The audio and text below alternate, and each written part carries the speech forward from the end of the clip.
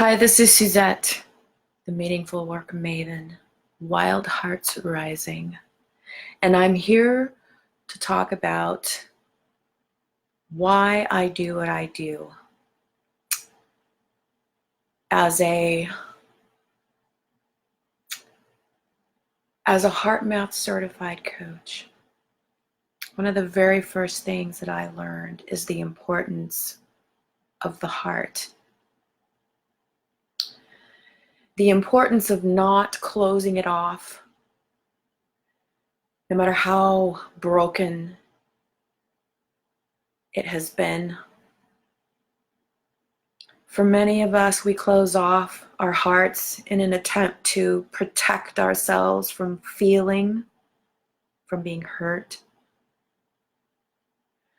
But what happens when we close off the heart, we close off all possibilities, because it's within the heart that all creation begins for us.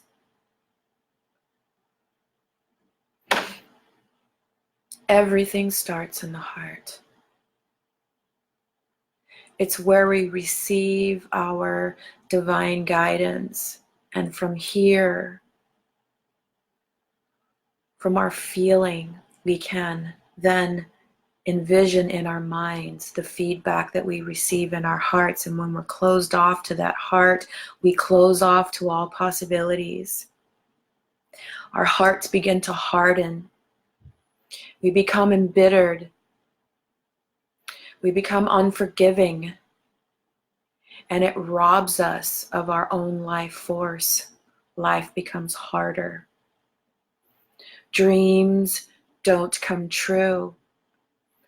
We begin to doubt ourselves and struggle and wither inside. The heart is so important. It's so important. And it doesn't matter if we're trying to heal ourselves, if we're trying to heal our own wounded soul, or if we're trying to bring peace into the world, because the world also has a global heart that is in need of healing. And before that can happen, more individual hearts have to heal as well. And so therefore, again, this brings into light why I stepped into this work. I don't take this work lightly. With a hardened heart, possibilities cannot be reached, because this is where our inspiration comes from. It comes from in here. It comes from dropping in and listening to that higher power, that creative force, that still voice inside of us that guides us when things are dark.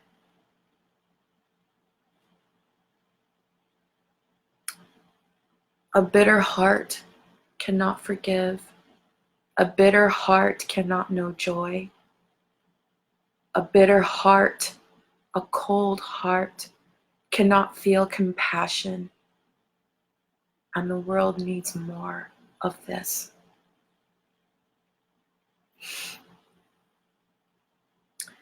And I recently attended an event that I heard a saying, I heard a statement that said, a life of success without fulfillment is failure.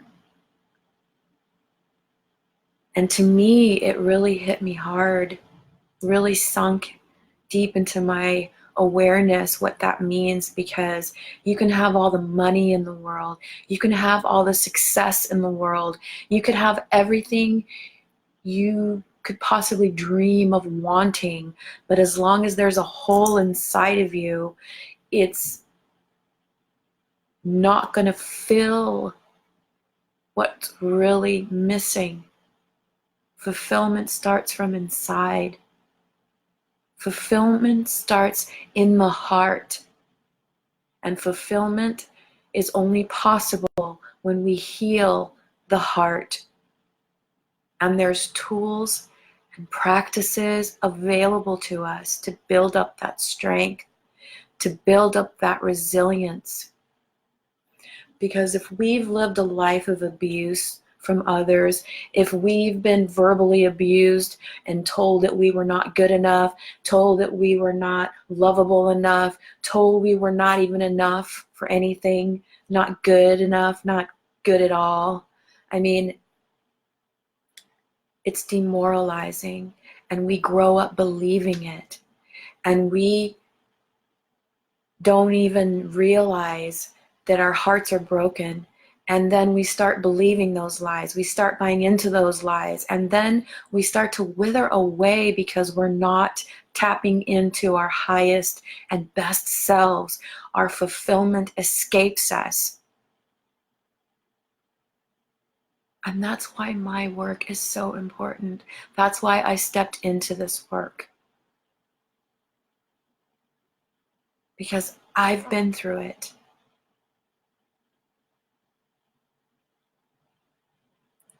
The fear of abandonment, the fear of rejection, the fear of being too much. Instead of embracing myself, instead of unconditionally loving myself, I allowed myself to get into some just really very tough situations. And pulling myself out of it has been a lifelong path.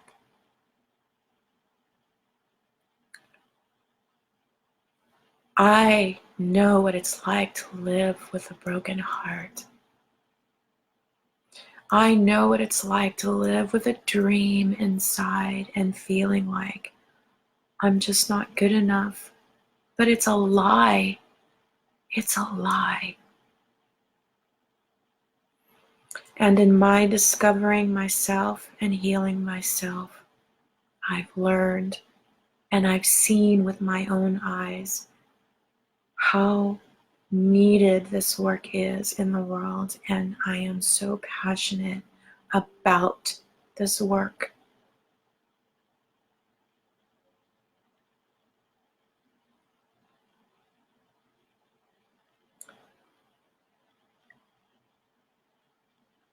Until we are connected to our hearts, our minds are going to take over. And our minds are filled with stories that were well-meaning at one point and perhaps were central to our survival in the world. But at some point, these things no longer serve us. The mind is not meant to be in control. It's meant to be in service of the heart. And our heart is where divine guidance finds us and brings us the truth about who we really are, about our gifts, about who we're meant to show up as in this world.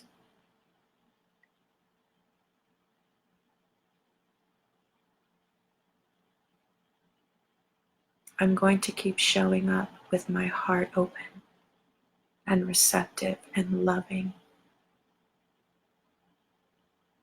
I'm going to keep forgiving myself for all the old stories I keep telling myself. And I'm going to keep showing up for the people who come to me, who understand they have a job to do for themselves, to wake up to themselves, to wake up to their fulfillment, full potential, and full resilience.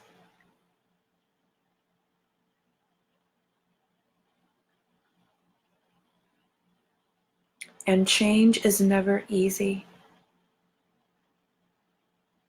To give up the old stories is never an easy thing.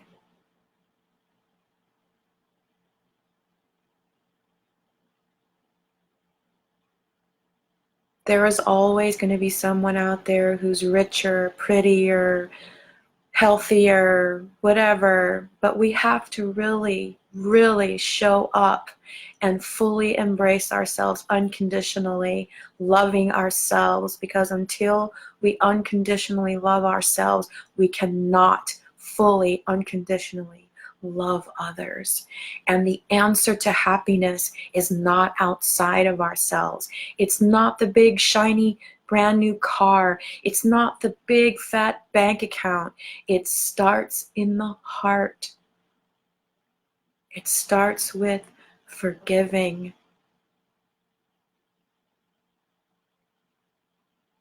It starts with accepting.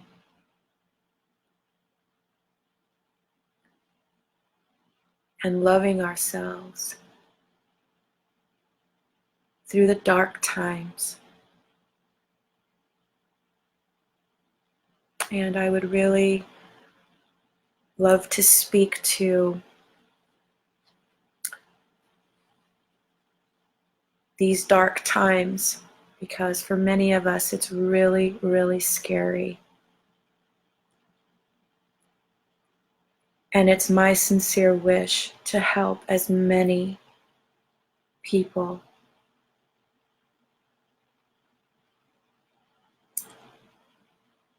learn to sit in the discomfort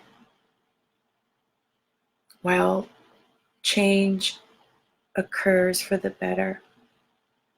Because whether change is good or bad, it's always uncomfortable and it's always really scary. But it's not scary when someone is by you, in your corner, someone who can hold your hand and let you know, hey, this is normal, this is okay. It's hurting right now, but it's going to dissolve. It'll disappear. It is a natural process, and it's okay. So here's a card from the Soulful Women deck called Time of Fallow. And I just want to read a piece of it for you right now. My times of fallow are peak periods for nurturing my soul and trusting my life path. The winters of my life, when people, projects, or passion have withered away, are opportunities for tapping into unseen resources within me. I honor my time of fallow as a spiritual time, a time to rest in the nurturing darkness. It is a time when the deep roots of my inner being are being nourished and replenished. When I enter the fallow time, I accept that there is no point in digging around trying to find the new buds. Fallow time calls for receptive stillness. I bring my presence to my body's needs, inner sensations, and changing moods. I tune into those things that replenish, restore, and nourish me. There is greater potential for creative manifestation once I have nurtured myself and honored my time of fallow. Card affirmation. Creative manifestation occurs more easily when I have nurtured myself and honored my time of fallow. And that time of fallow can only be nurtured when we are connected to the heart, when we have strengthened our resilience through the heart, and when we live as beings who live life from the inside out and not from the outside in. Because it's in here that the truth of your being really resides. Your happiness, your fulfillment, everything comes from here. And with that, I want to thank you for listening. And please, if there's any way that I can help, please don't hesitate to reach out. I can be reached out via direct message, Or you can also visit my website at wildheartsrising.com. Thank you so much for listening.